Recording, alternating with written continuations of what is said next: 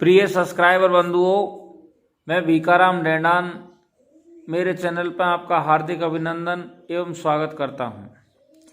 तो चलिए दोस्तों, मैं आज आपको एक इस तरीका की वीडियो लेके आया हूं कि संसार सागर में 4 तरीका के भोजन हैं जो बिल्कुल नहीं करने चाहिए।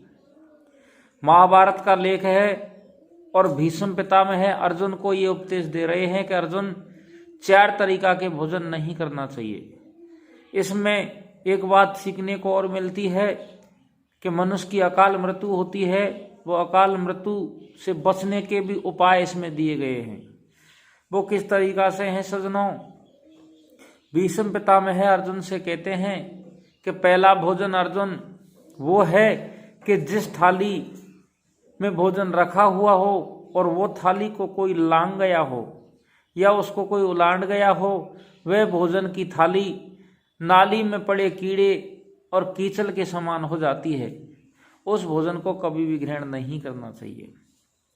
फिर भीष्म पितामह अर्जुन से कहते हैं कि अर्जुन दूसरा भोजन वह है कि जिस भोजन की थाली में, जो थाली में भोजन रखा हुआ हो और उसी के किसी की ठोकर लग जाए, किसी के पांव लग जाए, वह भोजन भी बिल्कुल नहीं करना चाहिए। वो भोजन भी भोजन करने योग्य नहीं रहता है। फिर भीष्म पितामह कहते हैं कि अर्जुन तीसरे नंबर का भोजन वह है कि जिस भोजन की थाली में बाल पड़ा हो, अर्थात सब्जी में या रोटी में सिर का बाल मिल जाए और वो नजर पड़ जाए तो वो भोजन को बिल्कुल नहीं करना चाहिए, क्योंकि वो दरिद्रता के समान होता है।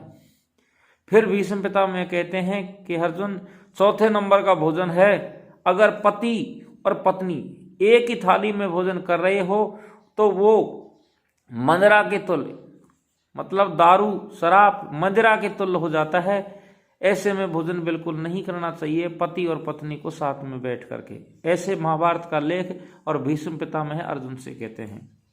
फिर भीष्म पितामह अर्जुन से दूसरी बात कहते हैं कि सुनो अर्जुन, अगर पत्नी पति के भोजन करने के बाद थाली में भोजन करती है, जो पति देव झूठी थाली छोड़ता है, औंठी थाली रहती है, उसमें पत्नी भोजन लेकर के भोजन ग्रहण करती है, तो उसको चारों तीर्थों के समान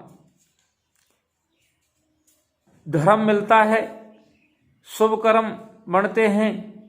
और या फिर पति का बचा हुआ भोजन को खाती है तो उसको बड़ा पुण्य फल प्राप्त होता है, जैसे मान लो 4 धाम कर लिए हो। फिर अगली बात भी भीष्म पितामह अर्जुन से कहते हैं कि अगर 2 भाई हैं, माजाए हो या कोई और हो या पुरुष पुरुष हो, अगर 2 पुरुष या 2 भाई एक थाली में बैठ करके भोजन कर रहे हो तो वो एक अमृतपान कहलाता है कि वो भोजन चाहे रूखा सूखा कैसा भी हो, 2 भाई बैठ करके एक थाली में भोजन कर रहे हैं, वो अमृत के समान भोजन हो जाता है।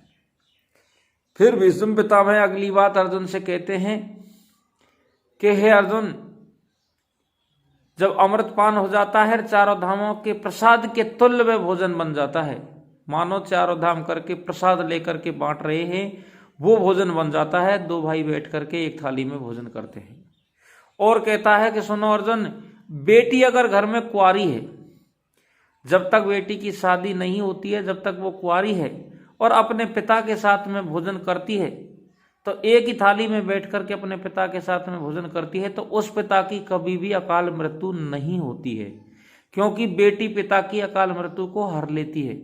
इसलिए बेटी जब तक कुंवारी रहे तो अपने पिता के साथ में बैठ करके भोजन करे, क्योंकि वह अपने पिता की अकाल मृत्यु को हर लेती है। संस्कार दिए बिना सुविधाएं देना पतन का कारण होता है।